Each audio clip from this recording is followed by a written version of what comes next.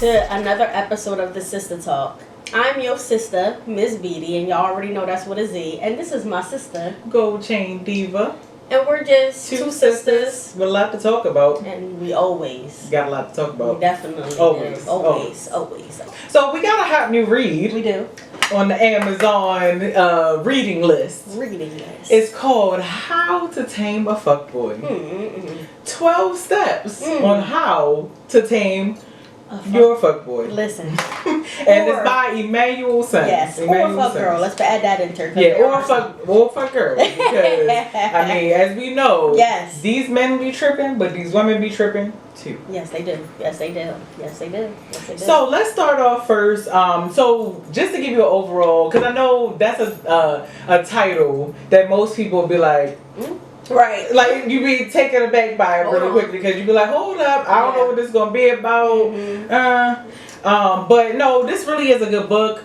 This book actually like dives into like the mental, the psyche of a fuckboy, and then it also kind of gives the victim of the fuckboy insight. Yes. And how to recognize whether they're dealing with a fuckboy or not. Absolutely. So the book starts off giving us like this acronym GPSMF. Now GPSMF stands for grandiose, philanderer, shit-tart motherfucker. Now with that acronym, I will say this book is very satirical in nature. You know, it's very like, it gives a lot of solid advice. Yes. But it also gives it in a digestible way. Yes, absolutely. So it gives us the facts, but then it often follows it up with like a story or you know something lighthearted to make you be able to like laugh about the situation. Absolutely, absolutely. So let's just break down you know that acronym. The acronym grandiose, reflecting the oversized confidence and exaggerated sense of self-importance. Philanderer, denoting the habitual patterns of pursuing romantic adventures, often without commitment. Shit-tart, a nod to the complex choreography of charm and chaos they weave seamlessly. And motherfucker, for those moments when they leave us staggered, torn between exasperation and begrudging admiration. So that is a mouthful in itself. It is. Yes, it is. But I think it's the best way to explain what be going on in the brain of a fuckboy. Yes, absolutely. And I know a lot of women out there for sure can identify with fuckboys, and I know we have our personal experiences with it. Yes, we do. But I know the men also, like we said before, have experience with some fuck girls. Yes, absolutely. So like I said, this book is a 12-step book to kind of, you know, helping you tame your fuckboy. Yes. So Miss Beatty, what's the first step? So admitting. And they always say that's the first step. Listen, admitting and then recognizing. But admitting, you know, what's the starting signs of a fuckboy? What are the starting signs? What do you look for? How do you know what it looks like? Because it comes in all different shapes, forms, sex, whatever. You know what I mean? And sometimes we are blind to actually seeing if that is a fuckboy. You know what I mean? Sometimes we don't want to see it. It's crazy because I feel like everybody, because this is it, like everybody can relate to this in some way. Absolutely. Some way, no matter if you're in a relationship, not in a relationship, gay, lesbian, whatever, you can relate to this in some way. So I just found it very interesting because a lot of times us as women, I can only speak as a woman, we don't want to admit when we're dealing with a fuckboy. Oh no, he ain't no fuckboy. Until we see like. Now I will say the funny thing about admitting dealing with a fuckboy. So I definitely like I've had my share. Okay. And so that's why like when this book came across you know our attention, it really like kind of resonated with me because. I don't know if you know, but I know a lot of my other friends probably know that for a while.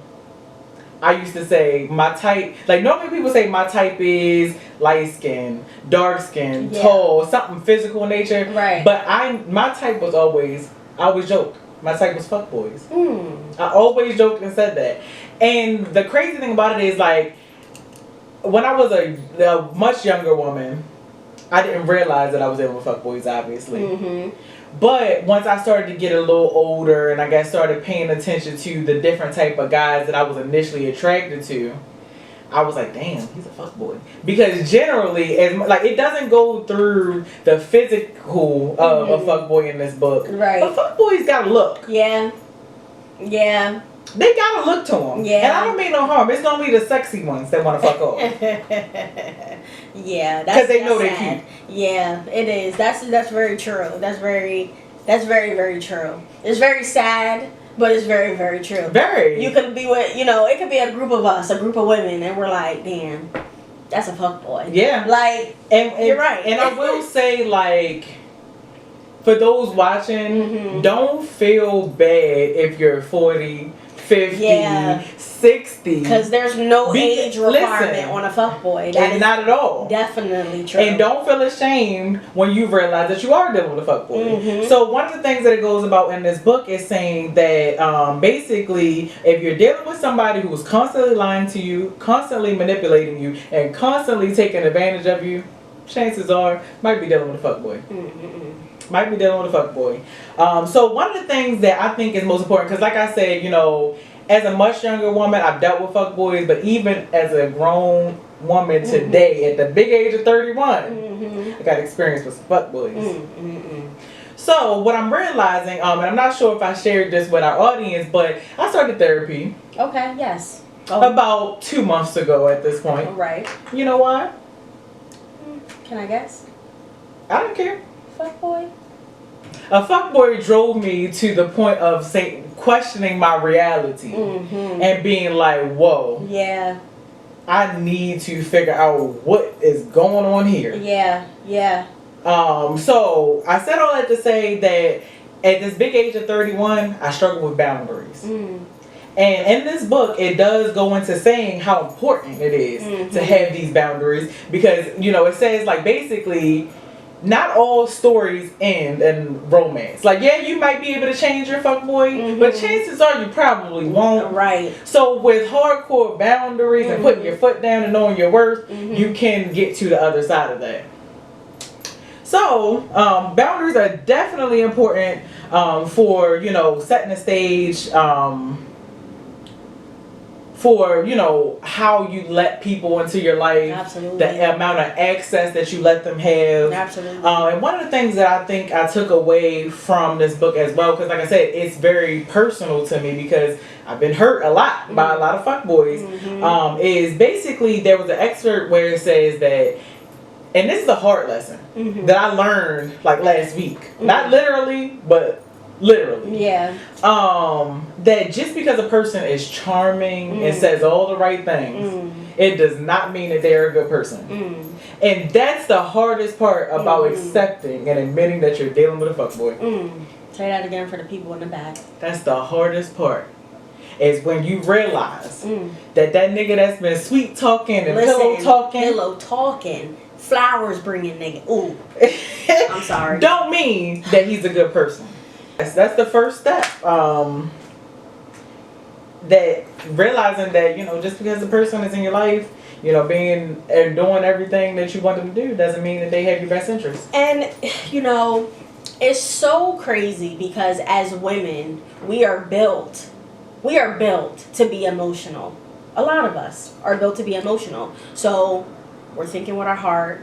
We're loving them flowers that we're getting. We're loving that, I don't know, that note on the car window that says, hey, I was thinking about you. But sometimes you have to look through that bullshit because sometimes that's just what it is. And I will say, like, I know it wasn't in this book per se, but I saw it somewhere and like, cause obviously I'm trying to get out of this cycle in real life. Yeah. And so I saw this somewhere that it has to do with like the endorphins. Like, endorphins are like that feel good, like it's like an addiction. So like when they're doing all these good things for you, it just feels good. It's boosting. And no matter how much or how little that they're giving you, you just want that little glimpse of how that feels good. Yes. No matter what you're sacrificing to just get just that little bit. Yes, absolutely. Just that little bit. But this book not only goes through, different tidbits to tell you how to deal with your fuckboy or how to tame them or whatever the case may be, it also has little anecdotal stories in between. Yes, it does. And one of those stories was titled "The Forgetful Romeo." Yes, yes. And the Forgetful Romeo stuck out to me because I am a romancer. I like to be romanced. I like to hold hands and walk around the pond and talk and all that stuff. And you know, with receiving that type of treatment when I was reading The Forgetful Romeo, I said, man, I've been through, you know, relationships in the past where, man, I was being gaslighted. You know, they were showing me this romantic side, but then ghosted. I wouldn't hear from them, or no text for 2 days, but I would remember, hey, well, if they took me on a walk, it's okay. I'll just be forgiveful. Yeah. You know what I mean? That is what they call light glimpses, for sure. I'll just remember that's what they did and brush it off. But if you keep allowing something to happen, it's going to continue. It's going to continue, and it's just going to continue. So I agree. And I believe we want to share, you know, a small excerpt of the Forgetful Romeo so that, you know, you all can get an idea of what stories kind of take place in this book, because it really, like Miss Beatty said, it really puts you in a position to think about those times where you may have been in a similar situation. So go ahead, sis. Okay, so then there was Tom. Tom was a Romeo. Every Juliet dreamed of. Roses on Tuesday, surprise picnics, and a moonlight boat rides. Now listen, that part just right there, that sounded like everything. Look, a fairy tale.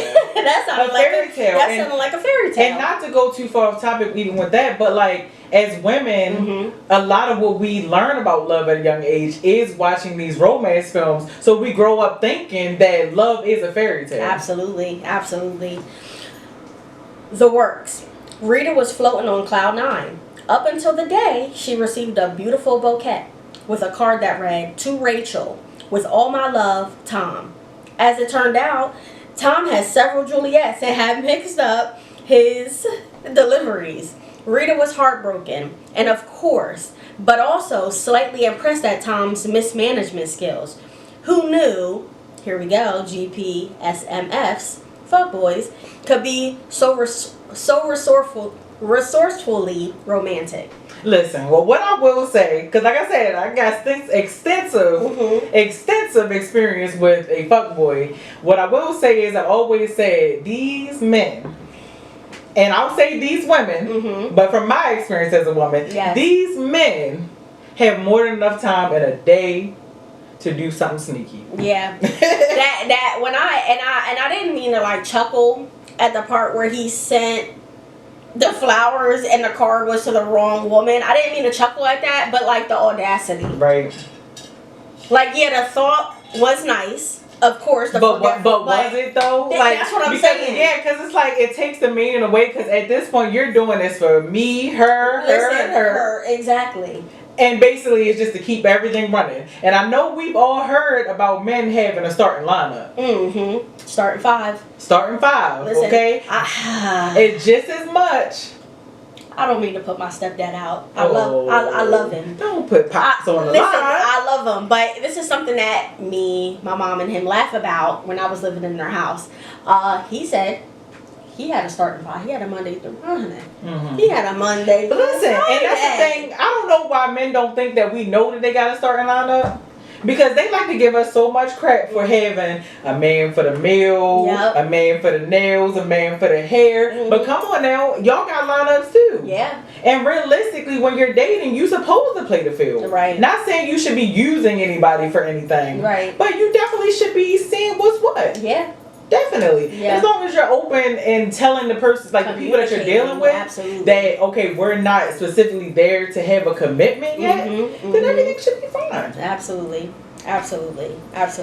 So one of the things that we know for certain when it comes to dating, especially at this big age of 31, intentionally dating, we know a lot about patterns. You know, actually paying attention to, like what Maya Angelou say? When they show you who they are, go ahead now. Believe them. I love me some Maya Angelou. I really do. Believe them. Yeah. So yeah, like people, the proof is always in the pudding. Yes. People always present certain patterns and show us who they are. Yeah. So what are your thoughts on patterns, Miss Beebe? Honestly, man, I am such a, when it comes to me being in a relationship, I am such a, I love to stick to the patterns. I love to, you know, hey, if my man is getting off at 3 o'clock, he's home by, not saying he has to be home, but he's home by 3:30. We're chatting about our day. You know what I mean? I love to keep those patterns up because I feel like sometimes patterns can be healthy. Absolutely. Especially when you're in a relationship. Especially when they're healthy patterns. Absolutely. Things that you can come to terms with and come to agreement with. Absolutely. So, you know, I have it both sides though. I have been in a relationship in my past where the patterns weren't healthy, and I'm in a relationship now where the patterns are healthy. So I'm able to depict like, man, you know, wow, I used to, you know, come home and argue with this person. Who wants to do that after they just got off of work? You know what I mean? To, wow, I'm actually coming home and communicating with this person. We're sitting down. We're not, no music, no phones, and we're talking about our day and talking about our plans for the future. Like, that is a healthy pattern that I'm happy that I went through the bullshit to come to this today. So, I don't know. That's my feelings on, Well, just to give a quick, so patterns are important because you definitely, like, and it's hard because we just talked about, like, being gaslit. yes. It's very hard, especially with fuckboys. And I know gaslighting, breadcrumbing, all these different terms, being a narcissist, are terms that people throw around very loosely in this day and age. But I think that one of the patterns that fuckboys definitely have is just being inconsistent. Inconsistency. In my personal experience, like you said, it's light glimpses. It's like or you know what they this is the term I did not say. They now are talking about love bombing. So that's basically when a person comes in hot. And mind you, we talked about this. Yes, I have a lot of experience with people coming in real hot with me. Yeah. And they getting super cold real quick. And listen, let's use T's favorite thing. What do you always like to say? They like to do a lot to do the least. Listen, they do the most just to do the least. Yes, absolutely. So that's how that term was born because I deal with a lot of guys that love bomb. Yeah. They come in heavy and then they just get super cold. And so, you know, for me, like, that's one of the patterns that is consistent when it comes to a fuckboy. And it's very hard for you when you're in a situation typically to realize that a person is giving you so little. Because like you said, we hold on to the happy times. Yeah, that so like in one of my past relationships, and all honestly, the relationship went to shit in 3 months. We stayed together for 7. So that means 4 months of the Lulu. The Lulu is not just a Lulu. Okay? I'm telling you, I've been there, done that. Yeah. Like, so, and I told y'all, fuckboy drove me to the therapy. So, like, I really had to question myself, like, is you being delusional? Right. Like, what's not linking up here? Yeah, is it me? Like, and one of the things that I had to come to terms with, and it actually prompted me to really think about this from the book, and it actually was a part of the admitting stage, which is the first stage, but I feel like it absolutely still fits when we're talking about patterns, is when it comes to the person who's dealing with the fuckboy. So basically, it takes for you to acknowledge that perhaps you're addicted to the roller coaster thrill, the uncertainty, and the will they, won't they dance. And that's something that I had to come to terms with myself because, so I'm now dealing with somebody who's completely different, I feel, than somebody I've dealt with in the past. okay. And I'm finding that in my past, I was so used to like a toxic love that I'm not really used to a regular type of love. And so for a person who's groomed in toxicity, regular can be seem boring. And so that was, like I said, that's something I had to come to terms with because I had to realize I liked fuckboys for the thrill, for the challenge. Yeah. Like, oftentimes I was like, ooh, he's mysterious. Like, I want to get to know him. I want to know why he's like that. Yeah. Like, it's like you said, like a Captain Saberhole. I want to save you. I want to make you better. And so it's that thrill. But, like, at 31 years of age, I'm like, bro, I ain't got no more energy. Listen, it's so crazy because we don't. We have too much stuff going on. Our jobs, friendships, family, like side jobs, you know what I mean? Our business. Like, you don't have time to be putting that type of energy into something that doesn't serve you. Girl. Listen, it's like, as much as we got to pay attention to the patterns, we got to unlearn some patterns too. And I think that's the biggest takeaway from that patterns chapter. So, you know, this book, like we said, you know, gives a little bit of everything. It also gives you assessments to test how delulu you may be. Yep. Listen, I based it off my last situation. I said, I should have walked away a lot sooner.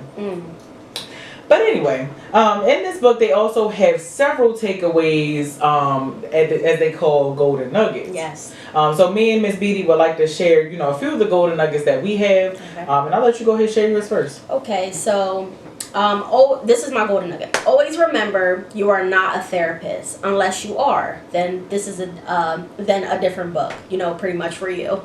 It's not your job to fix someone. Believe in their potential, but ensure it's grounded in reality and not just in your hopes.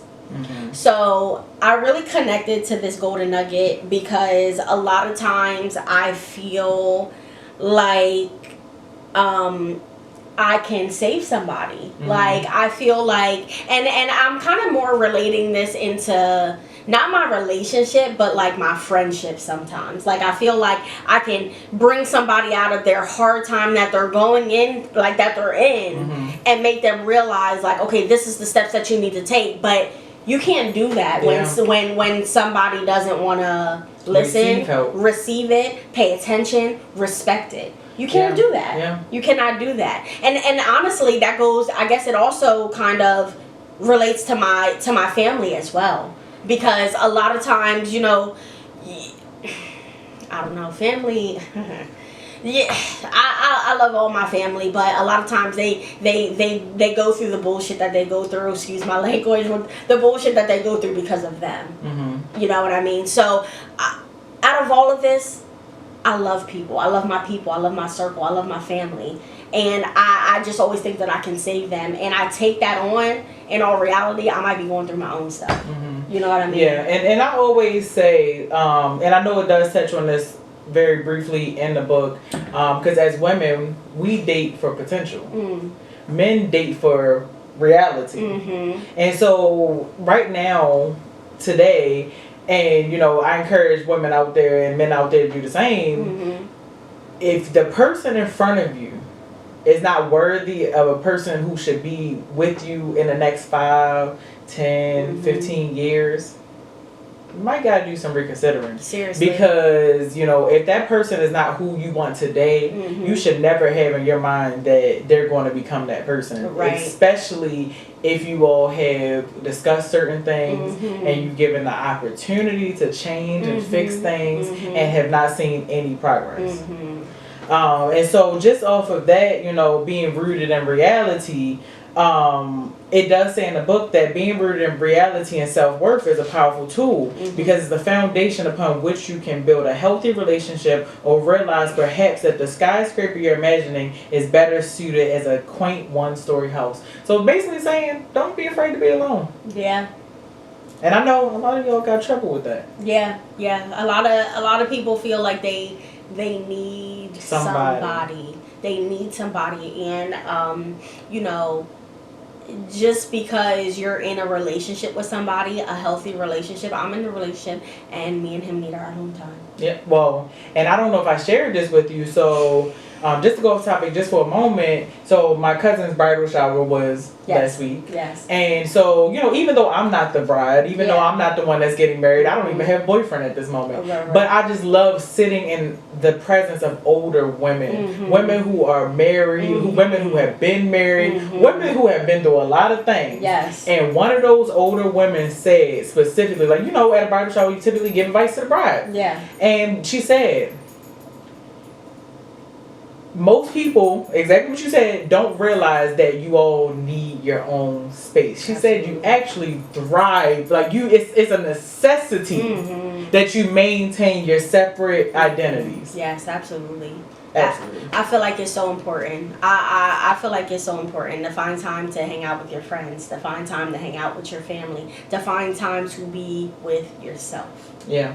Yeah, it's refreshing. Agree. So my golden nugget specifically was basically, and I feel like I said, I struggle with boundaries. This is still something I'm actively in today, trying to figure this out. Right. And this is a golden nugget I will hold with me forever. If you wouldn't accept certain behaviors from a friend, do not accept it from a partner. Period. Pooh. Now that part, let that sink in. Period, Pooh. Yeah. So, I don't know. That's just a guideline, a simple guideline at that. And then, honestly, it'll force you to reevaluate your friendships as well. Because if you're not happy with what your friends is doing, well, time to get new ones. Listen, and there's nothing wrong with that. Nothing time wrong with to get new ones. But, you know, that it was a great read, very quick read, very easy read, very entertaining. It hit both of us close to home. Like, I was like, whoa. Yeah, like, early on, I was like, hold up. I found myself sitting at my table, and at one point in time, like, you had my boyfriend around me, you had his brother, you had his girlfriend. I literally zoned all them out and was just like tuned into the book because that's how like it just grabbed me. I was just in my own world, so I loved it. I loved it. Great job to the author. Wonderful. Claps to you. Claps to you. Good job. And yeah. It's a good read. Great read.